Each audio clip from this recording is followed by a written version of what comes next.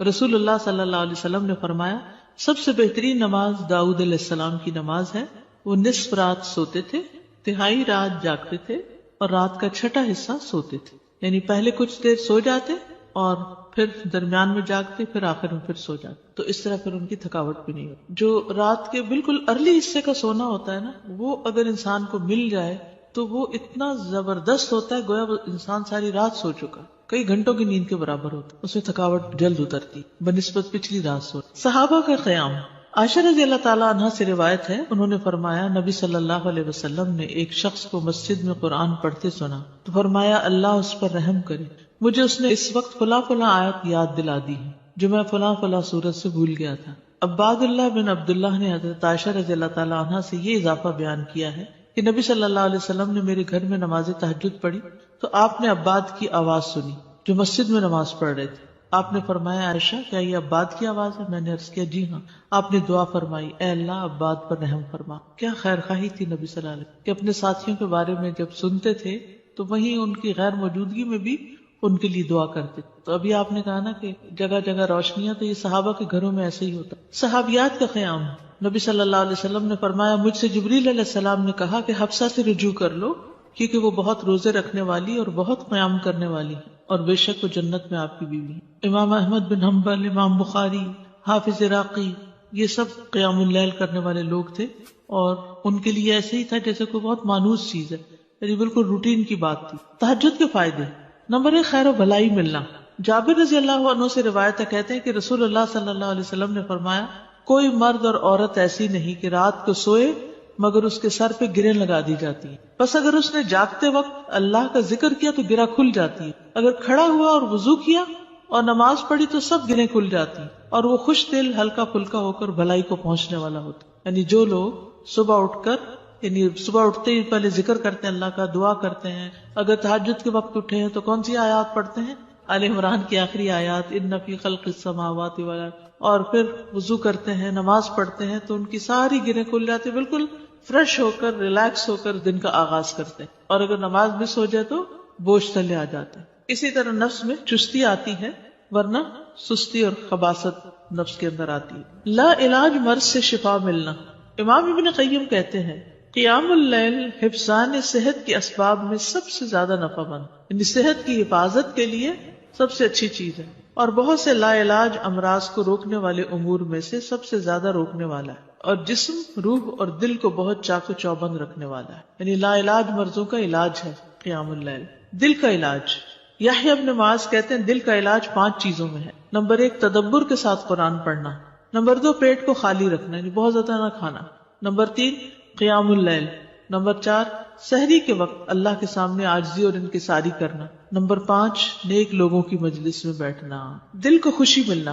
عطا خراسانی کہتے ہیں جب آدمی رات کو تہجد کے لیے اٹھتا ہے تو خوشی کے ساتھ صبح کرتا ہے اور اس قیام کی وجہ سے اپنے دل میں مسرت محسوس کرتا ہے، اور اگر اس پر نیند غالب آ جائے اور وہ اپنے ورد سے سویا رہ جائے تو غم کی حالت میں صبح کرتا ہے کہ آج میرے تہجد مس ہو گئے، اور اس کا دل ٹوٹا ہوا ہوتا ہے گویا کہ اس کا کچھ کھو گیا ہو، کیونکہ اس نے اپنے نفع مند کاموں میں سب سے زیادہ مفید کام کو کھو دیا، یعنی قیام اللیل کو. رزق ملنا. ابن قیم کہتے ہیں 4 چیزیں رزق کو کھینچ لاتی ہیں. نمبر 1 قیام اللیل. نمبر 2 سحری کے وقت استغفار کی کثرت. نمبر 3 صدقے کا خیال کرتے رہنا. نمبر 4 دن کے شروع اور آخر میں اس کا ذکر کرنا، یعنی صبح شام کی دعائیں ہیں یا اذکار ہیں. چہرے پر نور آنا. حسن بصری سے پوچھا کہ رات کو تہجد پڑھنے والے سب لوگوں سے زیادہ حسین چہرے والے کیوں ہوتے ہیں؟ انہوں نے کہا اس لیے کہ وہ تنہائی میں رحمان کے ساتھ گفتگو کرتے ہیں اور اللہ انہیں اپنا نور پہنا دیتا ہے. لوگوں کی محبت ملنا. سعید بن مسیب کہتے ہیں کہ ایک آدمی رات کو نماز پڑھتا ہے تو اللہ اس کے چہرے میں نور بنا دیتا ہے. اس نور کی وجہ سے ہر مسلمان اس سے محبت کرتا ہے. جب اس کو ایسا شخص دیکھتا ہے جس نے اسے پہلے نہیں دیکھا ہوتا تو وہ کہتا ہے بے شک مجھے اس آدمی سے محبت ہے، یعنی دیکھتے ہی اس کے دل میں اس کی محبت آتی. کوئی ایک فائدہ بتائیے مجھے، کیا فائدہ تہجد پڑھنے کا؟ خوشی ملنا. دل کا علاج.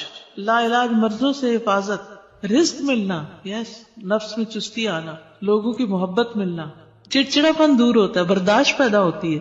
تو جس میں برداشت پیدا ہو جائے تو پھر بہت سے اس کے دوست بن جاتے ہیں. اب دیکھیے کہ پچھلی پہر رات کو اٹھ کے صاف ستھرا ہو کے نبی صلی اللہ علیہ وسلم کا طریقہ کیا تھا کہ آنکھ کھلتے مسواک کرتے تھے. مسواک کیا، صاف ستھرے ہوئے، پاک ہوئے، اور پھر آپ طویل قیام کرتے. اب کیا کہتے ہیں, کھڑے ہو کے آفس میں کام کریں, اسٹینڈنگ آفیسز بن رہے ہیں, یعنی قیام کی حالت میں کمپیوٹر استعمال کرے. تو یہ قیام اگر کسی نے صبح صبح ہی کر لیا ہو, اور پھر نبی صلی اللہ علیہ وسلم کے قیام جتنا ہی ان کا رکوع بھی ہوتا تھا, اتنی دیر آپ جھکے ہوئے, اتنی دیر آپ کا سر سجدے میں پڑا ہوا, صحت ہی صحت ہے, ایکسرسائز ہی ایکسرسائز. فجر سے تھوڑی دیر پہلے اٹھ کے قیام کرنا, میں نے کسی لیکچر میں یہ سنا تھا کہ مطلب ٹھیک ہے آپ یہ تو کرتے ہیں, لیکن یہ بیسیکلی وہ قیام اللیل نہیں ہے, یہ کچھ اور ہی چیز ہے. ایسا کچھ نہیں. دیکھیے یہ اور کیا ہے, مطلب ان کا کہنے کا مطلب یہ تھا کہ ہم جیسے یہ سست لوگوں کے لیے ہے کہ اچھا چلو فجر سے ذرا سا پہلے اٹھ کے کر لیا, ورنہ بیسیکلی رات کی ڈیپ میں اٹھیں اور اس وقت کریں. وہ تو بالکل ٹھیک ہے. جیسے بہترین قیام جو ہے وہ داؤد علیہ السلام کا ہے, جو اٹھتے تھے پھر پڑھتے تھے پھر لیٹ جاتے تھے, آدھی رات کے بعد اٹھتے تھے, پھر ایک تہائی کے بعد پھر وہ چھٹا حصہ جو تھا پھر دوبارہ سو جاتے تھے. لیکن یہ کہ عشاء کے ساتھ بھی ایکسٹرا نوافل سے بھی چاہے نہ بھی سوئے وہ بھی قیام ہوتا ہے. یعنی رات کے نوافل چاہے اول حصے میں پڑھ لیں, چاہے درمیان میں, چاہے آخر میں. ہاں یہ ایکسٹرا بات ہے کہ جس کام میں جو جتنی مشقت کرتا ہے اس کا اجر اتنا ہی زیادہ بڑھ جاتا ہے. آخری وقت میں اٹھنے والوں کا کم ہے اور پہلے اٹھنے والوں کا زیادہ ہے obviously. لیکن آخری حصہ لاسٹ 1/3 جو ہے اس میں اللہ تعالیٰ آسمانی دنیا پر آتے ہیں, تو وہ اس لحاظ سے زیادہ بہتر. اور سحری کا وقت جو ہے اس کی دعائیں قبول ہوتی ہیں. تو اس لیے اس وقت کو یہ نہیں سمجھنا چاہیے کہ یہ صرف سستی کا وقت ہے, بلکہ بڑے اجر کا وقت بھی ہے. اور پھر یہ جو ہم کہتے ہیں نا کسی کو چلو 10 منٹ پہلے اٹھ کے پڑھ لو, یہ صرف اس لیے کہتے ہیں کہ 1-2 پڑھیں گے مزہ آئے گا, پھر 10 کے وہ پیچھے اور 10 چلے جائیں گے. بگننگ بھی ہے بالکل, اسٹیپ بائی اسٹیپ, تھوڑا تھوڑا. ورنہ 1-2 دن تو جذبات میں آ کے اٹھیں گے تو پھر چوتھے دن پھر سوچ پڑے ہوں گے. تہجد کا وقت عشاء کے بعد سے طلوع فجر تک, عشاء کے بعد سے طلوع فجر تک. نبی صلی اللہ علیہ وسلم نے فرمایا اللہ نے تمہیں مزید ایک نماز عطا کی ہے جو کہ وتر یعنی تہجد ہے, اسے نماز عشاء اور نماز فجر کے درمیانی وقفے میں پڑھ لیا کرو. ٹھیک ہے نا, یہ سلسلہ صحیحہ کی حدیث ہے. کب سے کب تک ہے تہجد کا وقت؟ عشاء کے بعد سے فجر تک. اٹھنے کا بہترین وقت مسند احمد کی روایت ہے, ابو مسلم سے روایت ہے کہ میں نے ابو ذر رضی اللہ عنہ سے پوچھا رات کے کس حصے میں قیام کرنا سب سے افضل ہے؟ ابو ذر رضی اللہ عنہ نے کہا میں نے بھی رسول اللہ صلی اللہ علیہ وسلم سے اسی طرح سوال کیا تھا جس طرح تم نے مجھ سے کیا. آپ نے فرمایا رات کے پچھلے پہر, یا رات کے پچھلے پہر یا نصف رات میں, لیکن ایسا کرنے والے بہت تھوڑے ہیں. یعنی مشکل ہے نا آدھی رات کو اٹھنا. آپ مثلا سوئے ہیں 10 بجے اور 12 بجے پھر اٹھ جائے تو مشکل ہوگا. رات کے آخری حصے میں قیام کرنا.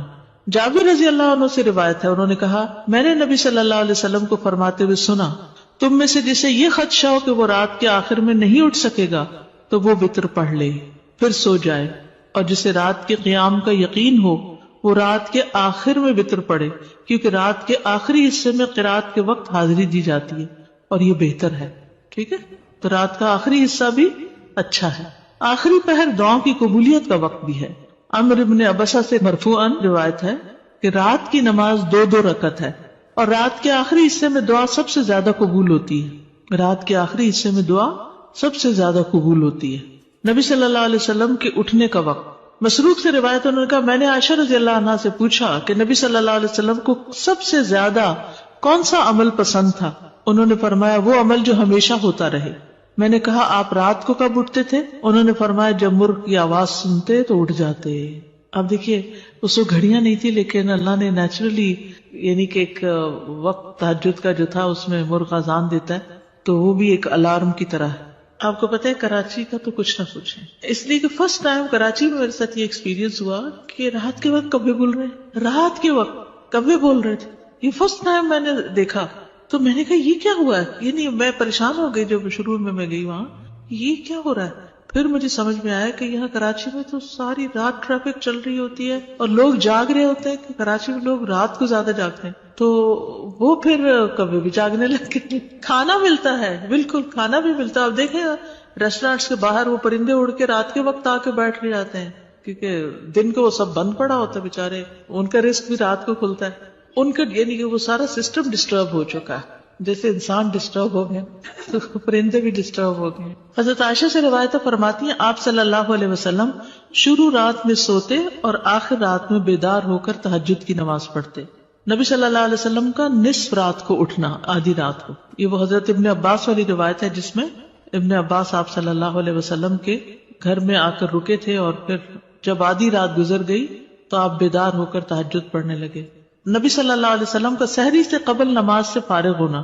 حضرت عائشہ کہتی ہے کہ جب سحری کا وقت ہوتا تو میں نبی صلی اللہ علیہ وسلم کو اپنے پاس سویا ہوا ہی پاتی، یعنی آپ تہجد پڑھ کے دوبارہ سو جاتے تھے. حضرت عائشہ سے روایتیں بیان کرتی ہیں کہ بلا شبہ اللہ عز و جل رسول اللہ صلی اللہ علیہ وسلم کو رات میں جگا دیتے، چنانچہ صبح نہ ہو پاتی کہ آپ اپنے معمول کی عبادت سے فارغ ہو چکے ہوتے تھے. تہجد کے لیے بیدار ہونے کی سنتیں.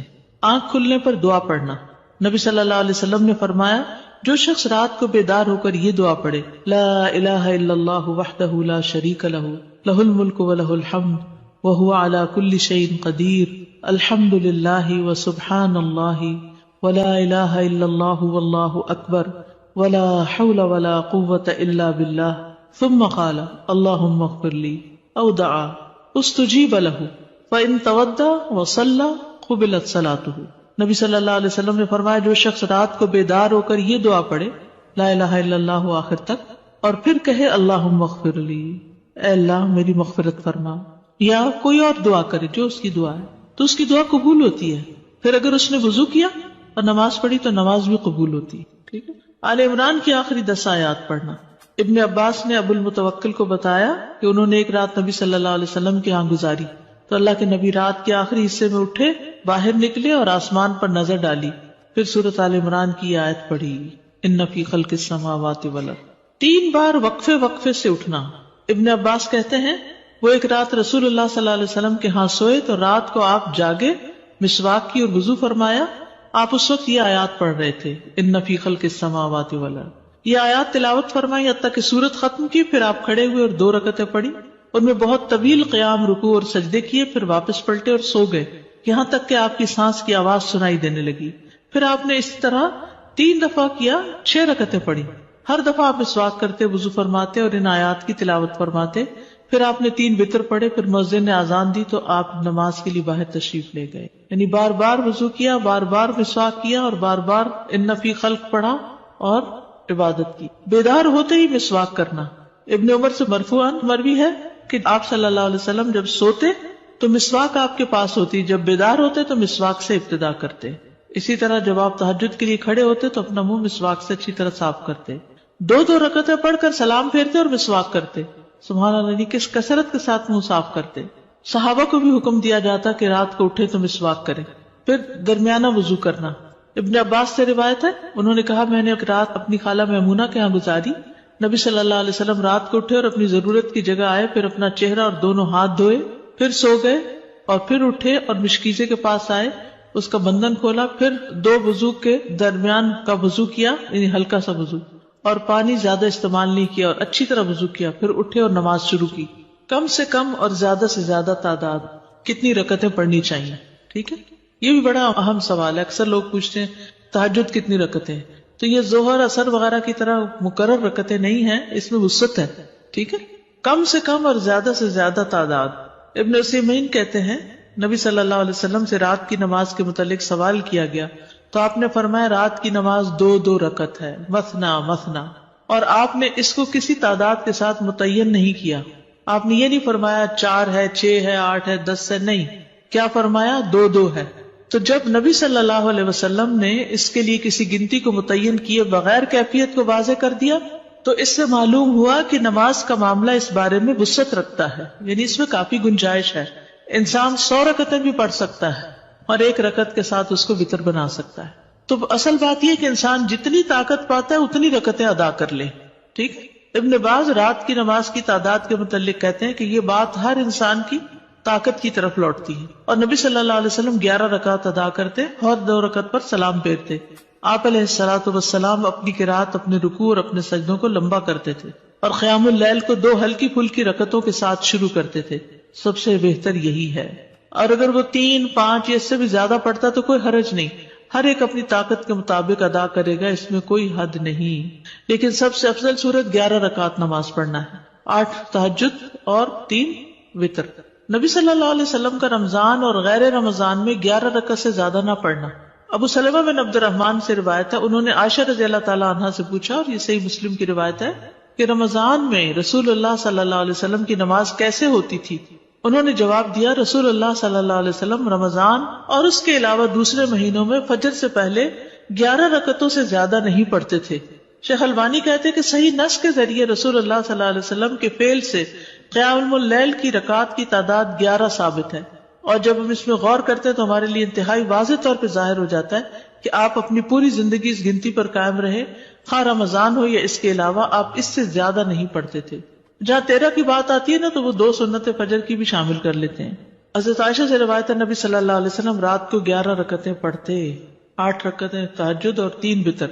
کبھی 9 رکعتیں بھی پڑھی ہیں آپ نے، ٹھیک ہے، کبھی 7 رکعتیں بھی ادا کی ہیں آپ نے، اور 7 سے کم نہیں پڑھی، یعنی 6 پڑھ کے 1 وتر کیا ہے، 7 سے کم نہیں پڑھی اور 13 سے زیادہ نہیں پڑھی.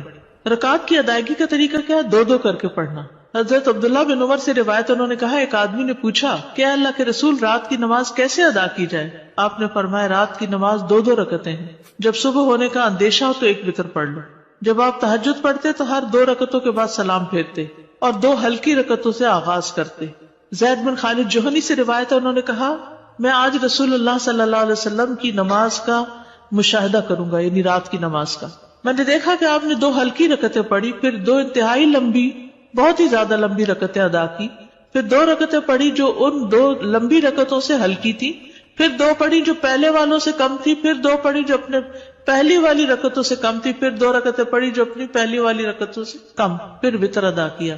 یعنی سب سے پہلے 2 ہلکی، پھر 2 خوب لمبی، پھر 2 اس سے کچھ کم، پھر اس سے کم، پھر اس سے کم، پھر اس سے کم. لیکن آپ کی یہ جو رکعتیں تھی بہت خوبصورت اور بہت طویل ہوتی تھی. حضرت عائشہ کہتی ہیں، ان کی خوبصورتی اور ان کی طوالت کے بارے میں مت پوچھو. پھر 4 رکعتیں پڑھتے، ان کے حسن، ان کی طوالت کے بارے میں نہ پوچھو. پھر 3 رکعتیں پڑھتے، یعنی 4 کے بعد تھوڑا سا بیچ میں وقفہ، پھر لمبے سجدے کرتے تھے. حضرت عائشہ کہتی ہیں کہ رسول اللہ صلی اللہ علیہ وسلم رات کو 11 رکعت پڑھتے تھے، یہ آپ کی رات کی نماز تھی. اس میں آپ اتنا طویل سجدہ کرتے کہ اپنا سر اٹھانے سے پہلے تم میں سے کوئی 50 آیتیں پڑھ لے. تہجد میں قرات، لمبی قرات کی فضیلت صحیح مسلم میں ہے. جابر رضی اللہ عنہ سے روایت ہے، انہوں نے کہا کہ رسول اللہ صلی اللہ علیہ وسلم نے فرمایا، فضیلت والی نماز وہ ہے جس میں قیام لمبا ہو، یعنی دیر تک کھڑے رہے. 10 آیات کی تلاوت کا اجر. رسول اللہ صلی اللہ علیہ وسلم نے فرمایا، جس شخص نے 10 آیتوں سے قیام کیا وہ غافلوں میں سے نہیں لکھا جاتا. 100 آیات کی تلاوت کا اجر. رسول اللہ صلی اللہ علیہ وسلم نے فرمایا، جس نے 100 آیات کے ساتھ قیام کیا وہ فرما برداروں میں سے لکھا جاتا ہے. رسول اللہ صلی اللہ علیہ وسلم نے فرمایا، جس نے رات کی نماز میں 100 آیات کی قرات کی اسے غافلین میں نہیں لکھا جاتا اور اسے فرما برداروں میں لکھ لیا جاتا ہے. 1000 آیات کی تلاوت کا بے انتہا اجر.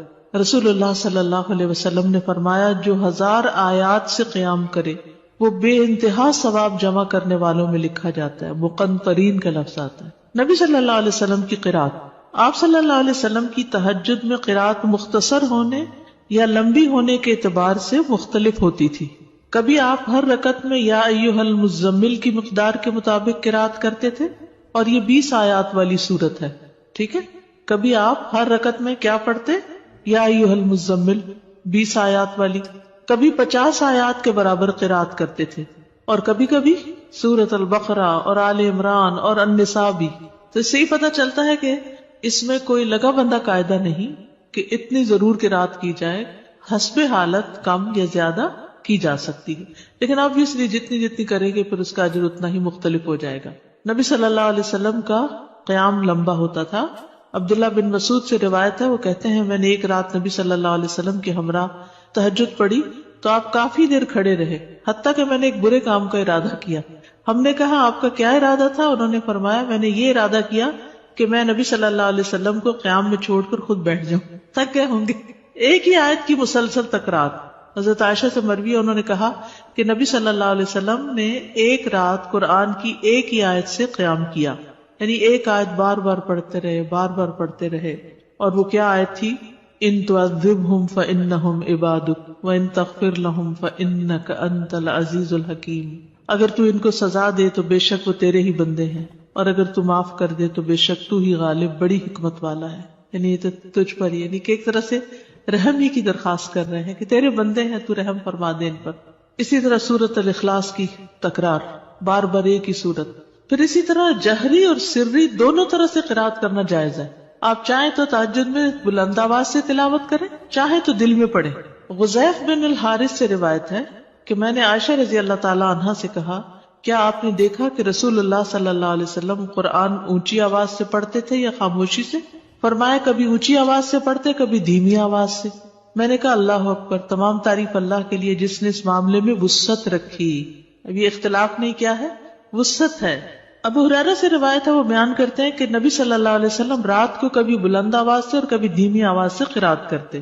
ابن عباس کہتے ہیں کہ نبی صلی اللہ علیہ وسلم کی قرات اس قدر بلند ہوتی کہ صحن میں بیٹھا آدمی سن سکتا تھا جب آپ گھر میں یعنی کمرے میں ہوتے تھے. حضرت عائشہ سے مروی ہے کہ ایک شخص رات کو اٹھا اور قرات کرنے لگا. اس نے اپنی آواز بلند رکھی. جب صبح ہوئی تو رسول اللہ صلی اللہ علیہ وسلم نے فرمایا اللہ فلاں پہ رحم فرمائے، اس نے رات مجھے کتنی آیتیں یاد دلا دی جو میں بھول چکا تھا. تو بعض اوقات اونچی قرات سے دوسرے لوگوں کو فائدہ ہو جاتا ہے جو آس پاس ہوتے ہیں. درمیانی آواز میں قرات. ایک رات نبی صلی اللہ علیہ وسلم نکلے اور ابو بکر رضی اللہ عنہ کے پاس سے گزرے. وہ نماز پڑھ رہے تھے اور ان کی آواز دھیمی تھی. راوی کہتے ہیں اور آپ عمر بن خطاب کے پاس سے گزرے، وہ بھی نماز پڑھ رہے تھے، ان کی آواز بہت بلند تھی. کہتے ہیں جب وہ دونوں نبی صلی اللہ علیہ وسلم کے پاس اکٹھے ہوئے تو آپ نے فرمایا اے ابو بکر، میں تمہارے پاس سے گزرا، تم نماز پڑھ رہے تھے اور تمہاری آواز دھیمی تھی. انہوں نے کہا اللہ کے رسول، میں نے جس سے مناجات کی اسے سنایا، یعنی جس سے میں بات کر رہا ہوں اس کو تو دھیمی آواز بھی سن جاتی. کہتے ہیں پھر آپ نے عمر سے کہا میں تمہارے پاس سے گزرا اور تم بلند آواز سے نماز پڑھ رہے تھے. انہوں نے کہا اللہ کے رسول، میں سوتے کو جگا رہا تھا اور شیطان کو بگا رہا تھا. بس نبی صلی اللہ علیہ وسلم نے فرمایا اے ابو بکر، اپنی آواز کچھ بلند کیا کرو، اور اے عمر، تم اپنی آواز کچھ دھیمی رکھا کرو، درمیانی چیز. لیکن یاد رکھیے کہ دوسرے کو اذیت نہیں دینی چاہیے. اگر کوئی سو رہا ہے اور وہ چاہتا ہے کہ ہم اونچا نہ پڑھے تو پھر اونچا نہ پڑھے. یا کوئی اور بھی تہجد پڑھ رہا ہے، یعنی ایک ہی کمرے میں ہسبینڈ وائف دونوں پڑھ رہے ہیں اور دونوں ہی اپنی اپنی اونچی کر رہے ہیں تو کسی کی کوئی بات سنائی نہیں دے گی. ابو سعید کہتے ہیں کہ رسول اللہ صلی اللہ علیہ وسلم نے مسجد میں اعتکاف فرمایا. آپ نے لوگوں کو سنا کہ اونچی آواز سے قرات کر رہے تھے. آپ نے پردہ ہٹایا اور فرمایا خبردار، بے شک تم سب کے سب اپنے رب سے مناجات کر رہے ہو، مگر تم میں سے کوئی دوسرے کو ہرگز ایذا نہ دے، کوئی کسی کو تکلیف نہ پہنچائے، اور قرات میں اپنی آواز دوسرے پر بلند نہ کرے. یا فرمایا نماز میں، یعنی دو لوگ پڑھ رہے ہیں تو کوئی ایک دوسرے سے اونچا کرنے کی کوشش نہ کرے، اپنی اپنی نماز پڑھی جائے. ٹھیک ہے، اس میں وسعت ہے. اونچی آواز سے پڑھ سکتے ہیں اور نیچے سے، لیکن پسندیدہ کیا ہے؟ درمیانی آواز سے پڑھنا. لیکن اگر کوئی اور ساتھ پڑھ رہا ہو، مثلا آپ نے دیکھا ہوگا کہ بعض اوقات آپ پڑھتے ہوئے بھول جاتے ہیں اگر بیچ میں کوئی اور کسی بھی چیز کی آواز آ رہی تو اس صورت میں اگر دوسرے ہوں تو ان کی رعایت کرنی چاہیے. اس وسعت کا فائدہ یہ ہے نا، جیسے سجدے کی دعائیں یا رکوع کی یا اور اسی طرح کی، تو کبھی ایک پڑھ لے کبھی دوسری پڑھ لے تو اس سے نماز کے اندر ایک خوبصورتی رہتی ہے، ایک توجہ رہتی ہے. شیطان سے بچنے کے لیے اللہ کی پناہ لینا. ابو سعید خدری بیان کرتے ہیں کہ رسول اللہ صلی اللہ علیہ وسلم جب رات کو قیام فرماتے تو اللہ اکبر کہتے، پھر سبحانک اللہم و بحمدک و تبارک اسمک و تعالی جدک و لا الہ غیرک کہتے، پھر 3 بار لا الہ الا اللہ کہتے، 3 بار اللہ اکبر کبیرہ کہتے. اس کے بعد اعوذ باللہ السمیع العلیم من الشیطان الرجیم من ہمزہ ونفخہ ونفثہ پڑھتے. بخشش طلب کرنا. ربیعہ الجرشی سے روایت ہے، کہتے ہیں کہ ایک مرتبہ میں نے عائشہ رضی اللہ عنہا سے سوال کیا تو میں نے کہا کہ رسول اللہ صلی اللہ علیہ وسلم جب رات کو قیام کرتے تو کس چیز سے آغاز فرماتے؟ انہوں نے کہا کہ آپ 10 مرتبہ اللہ اکبر کہتے، 10 بار سبحان اللہ، 10 بار لا الہ الا اللہ، 10 بار استغفر اللہ، اور 10 مرتبہ یہ دعا اللہم اغفر لی واہدنی وارزقنی، اور پھر 10 بار یہ دعا اللہم انی اعوذ بک من الضیق یوم الحساب، دنیا کی تنگی سے دعا مانگنا. شریک حوزنی کہتے کہ میں ام المومنین عائشہ رضی اللہ عنہا کے پاس گیا اور ان سے پوچھا کہ رسول اللہ صلی اللہ علیہ وسلم جب رات کو اٹھتے تو کس چیز سے ابتدا کرتے؟ انہوں نے کہا تحقیق تو نے مجھ سے ایسا سوال کیا جس کے متعلق تجھ سے پہلے مجھے کسی نے نہیں پوچھا. آپ جب رات کو اٹھتے تو 10 بار اللہ اکبر کہتے، 10 بار الحمدللہ کہتے، 10 بار سبحان اللہ و بحمدہ کہتے، 10 بار سبحان الملک القدوس کہتے، 10 بار استغفر اللہ کہتے، 10 بار لا الہ الا اللہ کہتے، 10 بار اللہم انی اعوذ بک من ضیق الدنیا و ضیق یوم القیامہ، اس میں قیامت کی تنگی کا بھی ذکر آتا ہے اور دنیا کا بھی. پھر اسی طرح آپ اللہم اغفر لی واہدنی وارزقنی وعافنی بھی 10 دفعہ یہ اللہ اکبر الحمدللہ سبحان اللہ اور استغفر اللہ کرنے کے بعد یہ پڑھتے تھے. پھر سجدے کی دعا